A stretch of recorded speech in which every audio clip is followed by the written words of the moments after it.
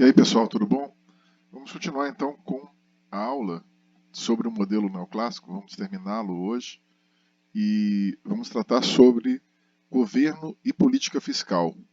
Tá? A economia continua fechada, né? Quando nós introduzimos o governo, nós não abrimos a economia, ou seja, ela continua sem exportações e sem importações. Ela continua fechada, só que agora ela tem um governo, né? E se ela tem um governo, quando nós introduzimos o governo, nós introduzimos com ele a política fiscal, que é a política de arrecadação tributária, que no Brasil quem faz é a Receita Federal e a Secretaria da Fazenda, e também o gasto público, né, que é definido pelo Congresso, pelo orçamento público, orçamento federal, votado pelo Congresso. Então, arrecadação tributária, T, né, é a carga tributária, e o gasto público ou despesa pública, G. Né? São os dois elementos que entram junto com o governo no modelo. Então, T menos G vai ser um superávit fiscal sempre que T for maior que G, ou seja, sempre que o governo arrecadar T mais do que gasta, G, ele vai ter um superávit fiscal, um superávit orçamentário. Vai ter superávit, ele vai poder poupar, vai ter uma poupança do governo. Né? Se ele gera superávites, o governo poupa, ele gasta tudo que tem que gastar, arrecada o que tem que arrecadar e ainda sobra um montante, né? Uma reserva, vamos dizer assim, para ele abater dívida, né? Dívida que ele já tem contratada em períodos passados. Então, quando o governo gera superávites fiscais, ele vai gerar economias para pagar dívidas ou abater dívidas passadas. Né? Então, nesse caso aqui, o governo arrecada mais do que gasta. Só que, se T menos G, né, que é o superávit ou o déficit, que é o resultado fiscal, se T menos G, se em T menos G eu tenho G, gasto público, maior que a arrecadação, então o governo vai ter um déficit. Né? T menos G é um resultado. Se T for maior que G, eu tenho superávit fiscal. Se G for maior que T, eu tenho déficit fiscal. Tá? Então, nesse caso aqui, o governo gasta mais do que arrecada. Bom, numa economia fechada, né, com o governo, eu tenho aqui então que a renda, antes era só isso aqui a renda, né? Renda ou produto igual ao consumo mais investimento, numa economia fechada sem governo, que era anterior. Agora, com o governo, eu tenho também a despesa pública, o gasto público, que é G. Então, por hipótese, eu tenho aqui que C, o consumo, é uma função de Y menos T. Y menos T é igual, vou até colocar aqui, é igual à renda disponível, tá? Que é Y menos T. É a parcela da renda que entra, que sobra, né, depois que o governo arrecada tributos. A parcela da renda, né, que sobra depois que o governo arrecada tributos. É a renda disponível, YD. Tá?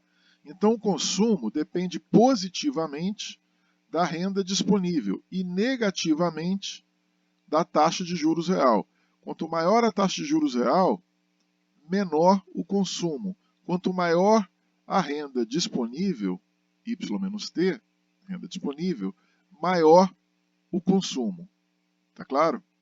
Bom, a poupança também depende da renda disponível. Quanto maior a renda disponível, mais sobra dinheiro para as pessoas pouparem. Só que a poupança depende positivamente, varia positivamente com a taxa de juros real. Quando o governo aumenta o juro real, tá, o governo vai pagar mais para quem comprar seus títulos. Né? A taxa de juros real é a remuneração dos títulos do governo, né? Que aqui seria a taxa Selic deduzida da inflação. Né? A taxa de juros real é a taxa Selic, taxa básica de juros do Brasil, Selic do Sistema Especial de Liquidação e Custódia, quer dizer Selic. Tá? Essa taxa de juros real é a taxa que remunera os títulos do governo, né? E outros títulos também, inclusive títulos privados. Né? Então, quanto maior essa taxa, mais atrativo para os poupadores guardarem dinheiro e investirem em títulos. Então, aumentando a taxa de juros real, a poupança tende, tudo mais constante, a aumentar. Já se a poupança aumenta, né, o consumo diminui. Tá certo? Quando a poupança aumenta, fica mais fácil, mais atrativo consumir no futuro, poupança é consumo futuro, e fica menos atrativo, né, consumir no presente. Então cai o consumo e aumenta a poupança, aumenta o consumo futuro. Tá? Bom, o consumo e a poupança, como eu falei, dependem da renda disponível, Y menos T. Tá? Renda disponível, renda menos arrecadação de tributos. E também depende da taxa real de juros, como eu tinha mencionado. Bom, gasto público e arrecadação tributária não são determinados pelas outras variáveis do modelo, tá? São variáveis exógenas, ou seja, elas são determinadas pelo governo, portanto, são determinadas fora do modelo. Vou escrever aqui, fora do modelo. Tá? Bom, essas variáveis G e T, elas caem de paraquedas, vamos dizer assim, no modelo. Elas não são calculadas pelo modelo, dentro do modelo. Elas aparecem como dados do modelo. Tá? Então, são variáveis exógenas, definidas fora do modelo e determinadas pelo governo, tá? Pela política fiscal do governo, a Receita Federal e a Secretaria da Fazenda e o Congresso, que determina o gasto. Tá? Então, são elementos que ficam de fora do modelo. Os vazamentos do fluxo de renda são poupança e arrecadação tributária. Você tem um fluxo de renda sendo gerado pelo pagamento de juros, salários, aluguéis, lucros, etc.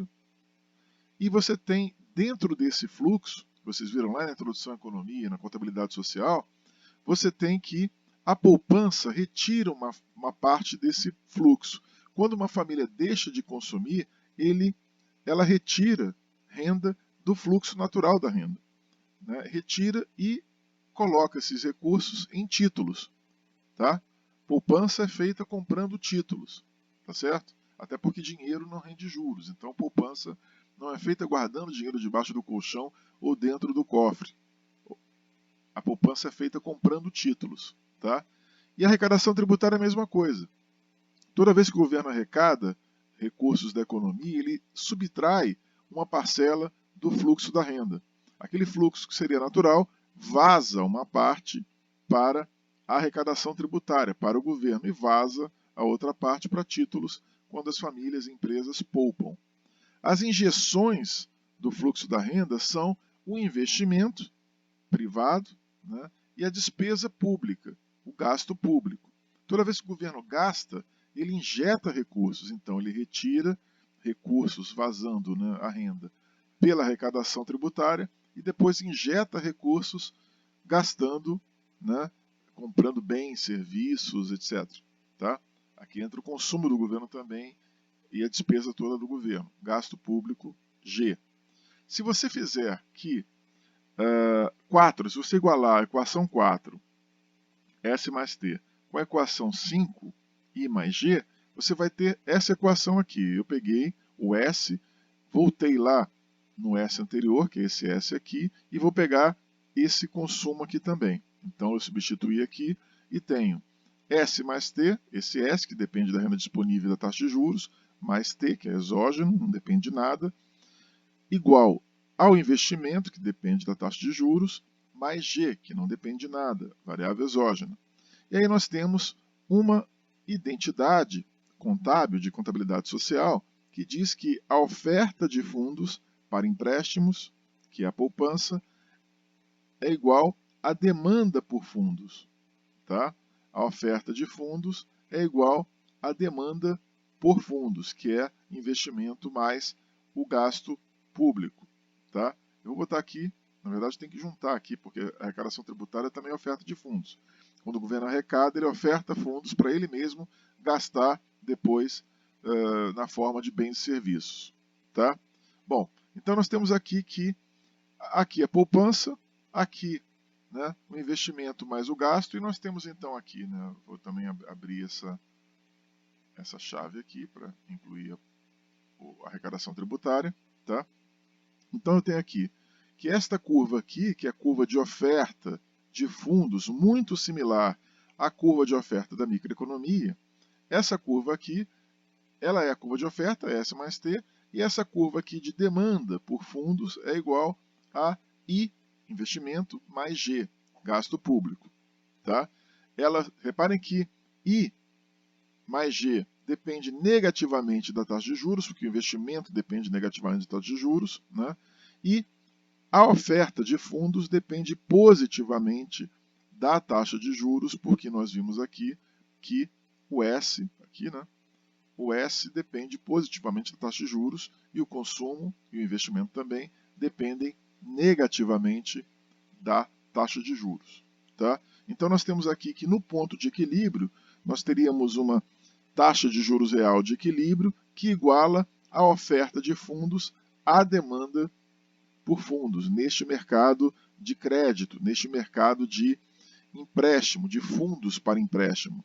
Tá? Nós temos aqui ofertantes de fundos para empréstimos e aqui os demandantes de fundos para empréstimos. O governo demanda empréstimo para gastar, contrai dívida emitindo títulos para gastar. Quando eu falo gastar, não é que o governo seja perdulário, né?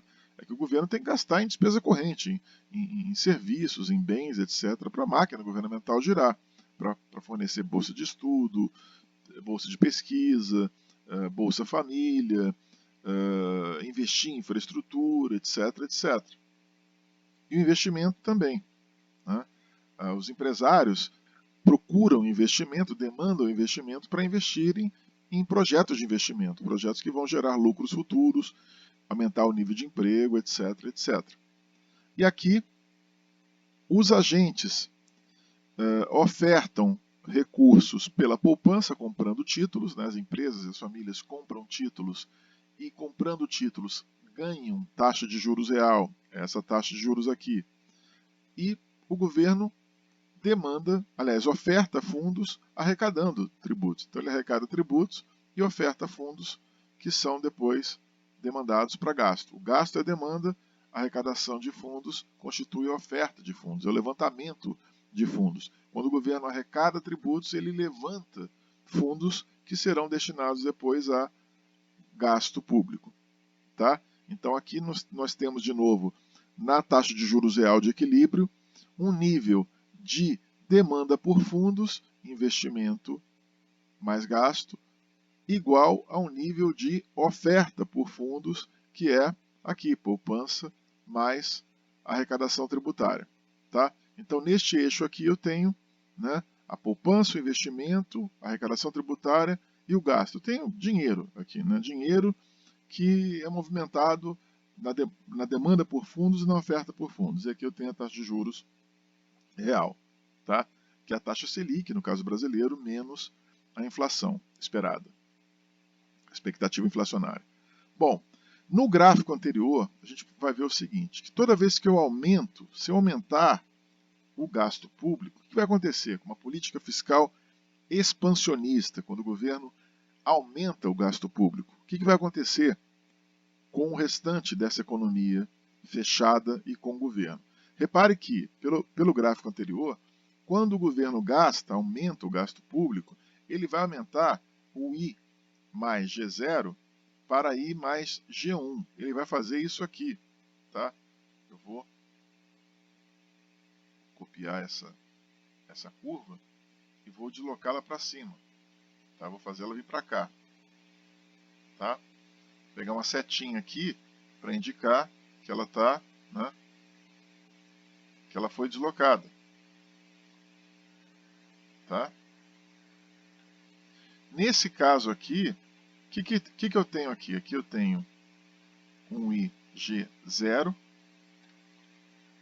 Um IG0. Eu vou fazer o subscrito aqui do IG0. Tá?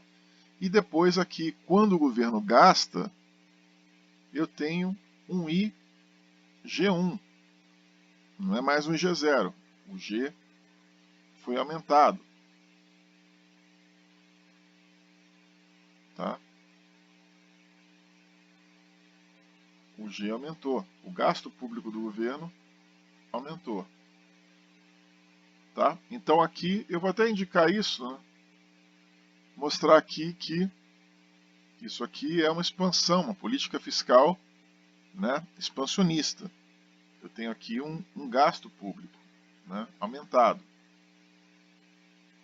Vou deixar aqui, pegar uma setinha, indicar que houve um aumento do gasto aqui.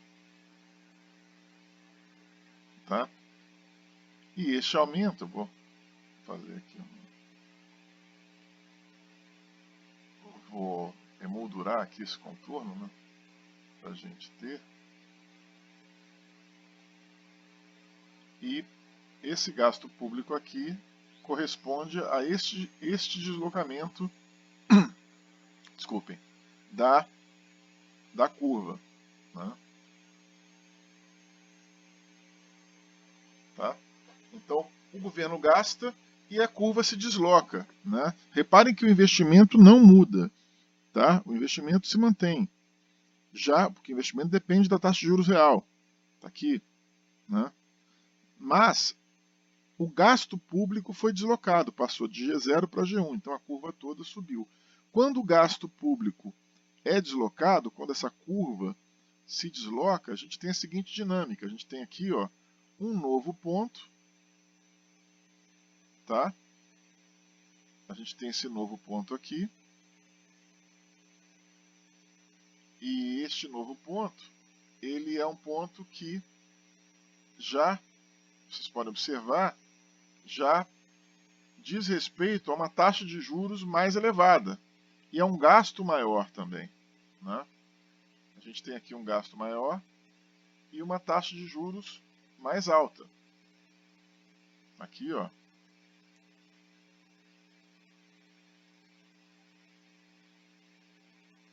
Opa. A taxa de juros aumentou.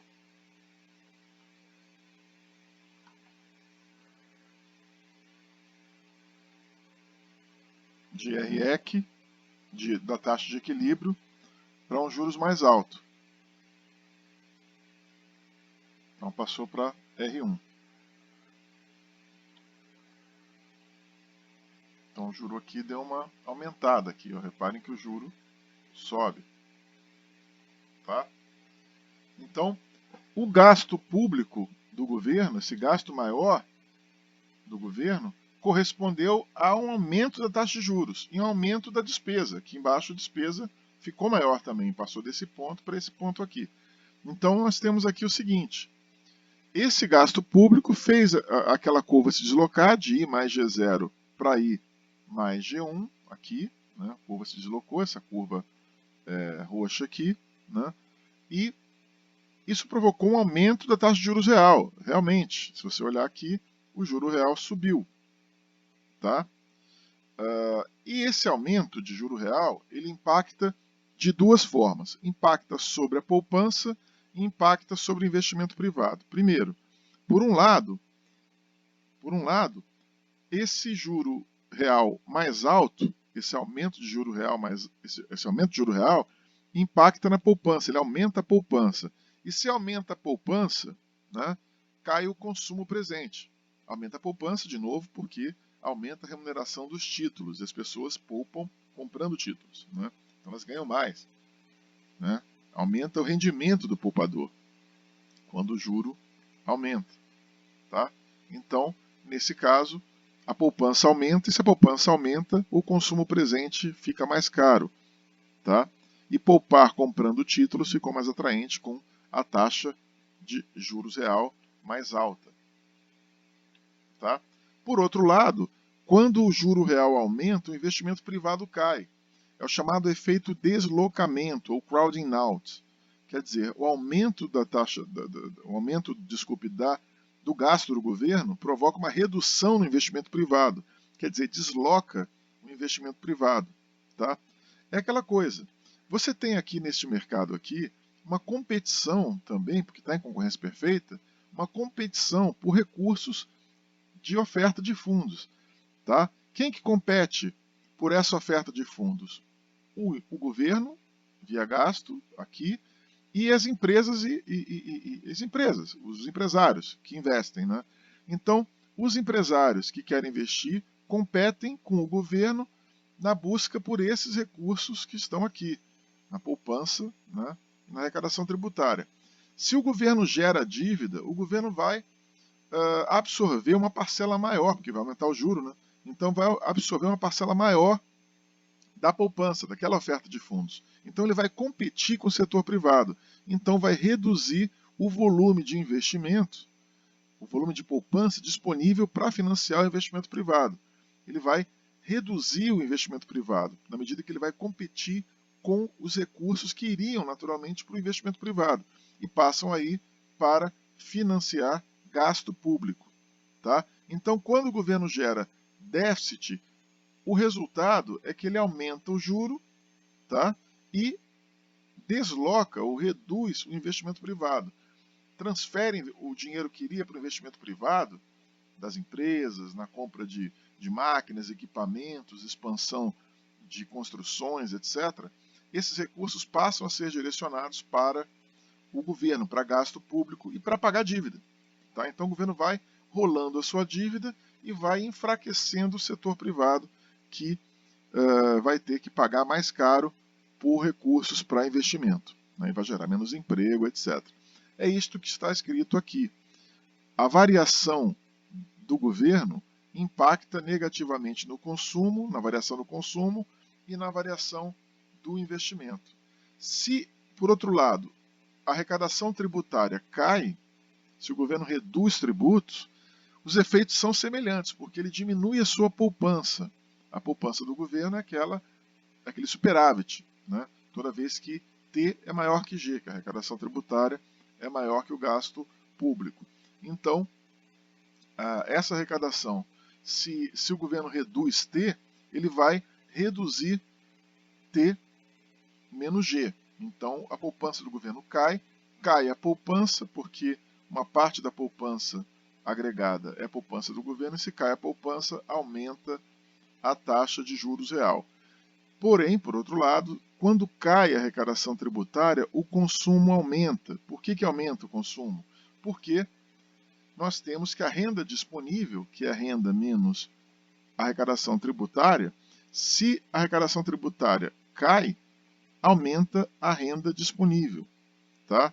Então, nesse caso, a arrecadação tributária ela aumenta a renda disponível. Tá? Bom, nós terminamos aqui, então, o modelo neoclássico. Tá certo? Aqui nós temos no final uma lista de símbolos, eu já acrescentei aqui renda disponível, já acrescentei também, eu vou acrescentar mais um elemento aqui que é importante, que é esse aqui, tá? Que é a identidade de Fischer, tá? Que a taxa de juros real é igual, R minúsculo, né? Opa. A taxa de juros real é igual à taxa de juros nominal menos a inflação esperada. Essa aqui é a identidade de Fischer, tá? Que descreve como se calcula a taxa de juros real. Essa aqui é a identidade de Fischer.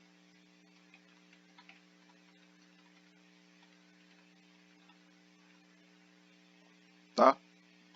Então tem mais essa equação e depois tem aqui o final, né? Salários nominais, salários reais, etc. Então tem toda a lista de símbolos